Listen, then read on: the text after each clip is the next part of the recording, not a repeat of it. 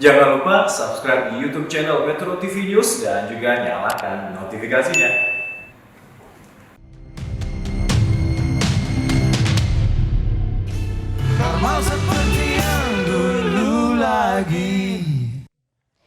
Program vaksinasi gotong royong telah dimulai hari Selasa 18 Mei 2021 dengan target karyawan swasta atau keluarganya atau individu lain yang dibiayai oleh perusahaan. Sebanyak 420.000 dosis vaksin telah tersedia dari target 30 juta vaksin dalam program vaksinasi gotong royong ini.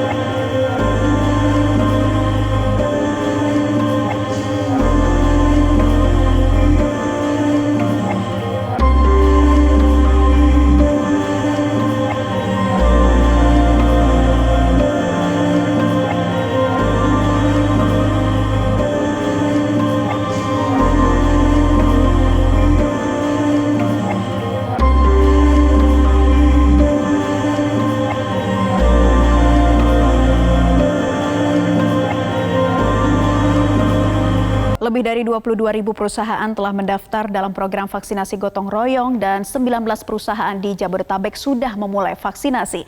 Adakah prioritas perusahaan yang mendapat vaksinasi tahap pertama ini? Untuk membahasnya kita sudah tergabung dengan Wakil Ketua Umum Kadin Indonesia, Sinta Kamdani. Bu Sinta, pertama-tama yang saya ingin tanyakan adalah tanggapan dari Kadin dan juga pihak pengusaha dengan adanya vaksin gotong royong yang telah dimulai sejak kemarin, seperti apa? Ya, tentu saja kami gembira ya pada akhirnya program vaksinasi gotong royong yang sudah dipersiapkan semenjak Februari yang lalu ya sudah sekarang bisa mulai dilaksanakan. Jadi walaupun di awal ini jumlahnya sangat terbatas, tapi paling tidak programnya sudah bisa dimulai. Jadi perusahaan sudah bisa lihat bahwa ini program akan jalan gitu. Jadi paling tidak kita bisa melihat itu pada saat ini.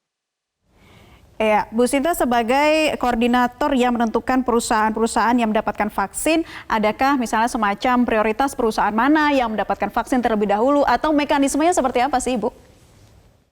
Ya, pertama-tama mungkin dari segi pendaftaran, memang pendaftaran ini kita sekarang sudah memasuki tahap ketiga ya. Jadi ada tahap 1, tahap 2, tahap 3 dan tahap 3 ini kita sudah sekarang yang tadi disampaikan sampai dengan tahap 3 kita sudah lebih dari 22.700 perusahaan dengan target peserta kurang lebih 10 juta ya. Jadi memang jumlahnya sudah cukup banyak. Dan memang dari segi prioritas itu sebenarnya arahan dari pemerintah. Jadi kami mengikuti arahan pemerintah, bukannya kami yang begitu saja menentukan gitu ya.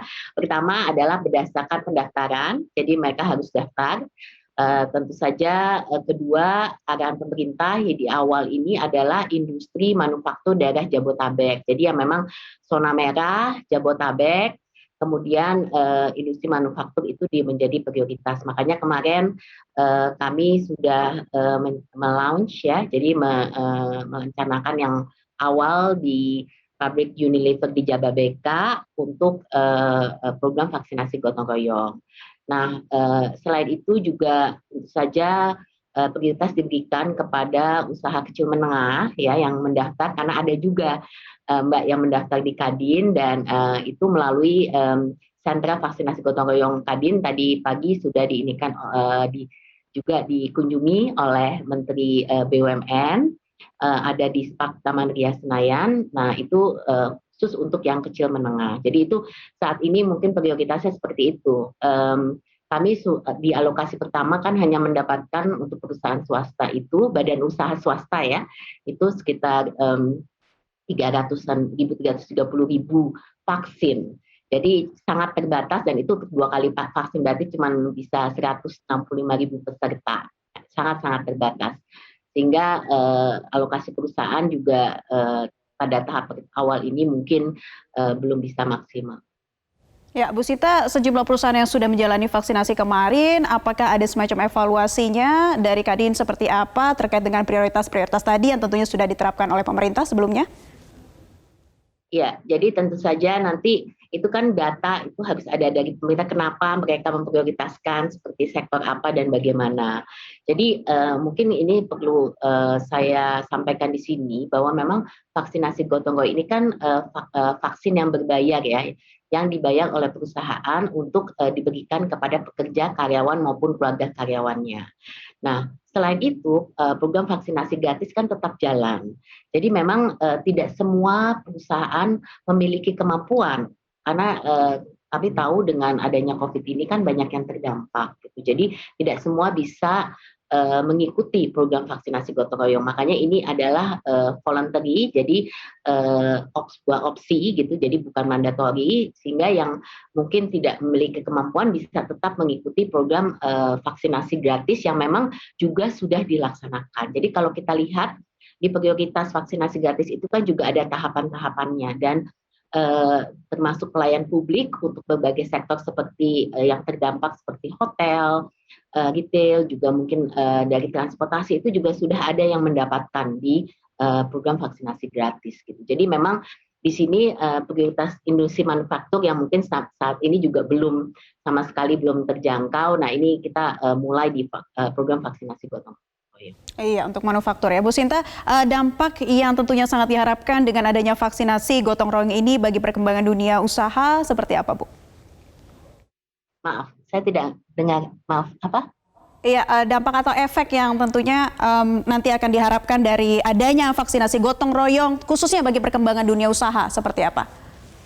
Iya, jadi kalau kita lihat memang kami menyadari ya untuk bisa memulihkan ekonomi dan juga supaya bisnis kita ini bisa bergulir kembali dan bisa pulih dan meningkatkan juga produktivitas daripada karyawan kita kembali, itu memang diperlukan pengendalian COVID-nya, pengendalian pandeminya. Karena tanpa pengendalian pandemi kita nggak mungkin bisa memutar kembali roda aktivitas bisnis ini. Nah, untuk itu kami melihat bahwa protokol kesehatan yang selama ini sudah diikuti oleh perusahaan itu tidak memadai. Kita tetap perlu program vaksinasi ini. Makanya kami sangat mendukung target daripada pemerintah untuk mencapai herd immunity dengan 70% populasi, berarti 181 juta, melalui adanya program, kami menginisiasikan program vaksinasi gotong royong ini. Nah, kami melihat bahwa dampaknya jelas dengan adanya karyawan dan pekerja yang diberikan vaksin, kami melihat ini bisa membantu untuk melindungi karyawan maupun pekerja kami sehingga mereka bisa bekerja kembali normal. Karena selama ini dengan karyawan terdampak kena COVID, kemudian mereka harus juga sakit dan masuk rumah sakit maupun isolasi mandiri, itu semua jelas mempengaruhi produktivitas mereka gitu. Belum lagi testing yang terus harus dijalankan. Jadi saya rasa ini akan berdampak positif untuk semuanya karena pada akhirnya kalau pemerintah bisa sukses menjalankan program vaksinasi nasional ini, itu akan juga membantu pelaku usaha dari segi memulihkan kembali ekonomi kita. Dan Bu Sinta, upaya apa saja yang dilakukan Kadin dan juga pihak pengusaha sebagai bentuk dukungan juga terhadap pemerintah terhadap jalannya vaksinasi gotong royong ini untuk menjamin bahwa vaksinasi gotong royong ini dapat berjalan dengan lancar dan maksimal, Bu? Memang dari awal tugas Kadin adalah melakukan pendataan kepada perusahaan swasta, badan usaha swasta, baik itu PMA, PMDN, UKM ya, untuk partisipasi dalam vaksinasi gotong royong ini. Nah, penyedia vaksin itu adalah pihak Bio Farma. Jadi ini sebenarnya satu konsep benar-benar gotong royong yang murni ya, di mana juga public private partnership-nya sangat terlihat. Kami dengan Kementerian BUMN, dengan pihak Bio Farma ini bekerja dengan sangat erat untuk bisa melaksanakan program ini. Nah, kemudian nantinya dari pendataan yang ada dalam Kadin, setelah kami mendapatkan alokasi sesuai dengan jumlah vaksinasi yang tersedia, itu baru bisa diusulkan perusahaan-perusahaan yang bisa mendapatkan berdasarkan prioritas dari pemerintah tersebut. Nah, nanti perjanjian jual belinya itu langsung dengan PKS-nya dengan Bio Farma. Dan Fasiankes itu yang milih adalah perusahaan yang membayar. Jadi di sini mungkin Kadin tidak akan ikut dalam transaksi jual belinya gitu. Jadi kami hanya memfasilitasi. Iya, baik. Ibu Sinta Kamdani, terima kasih sudah bergabung bersama kami di Newsline kali ini.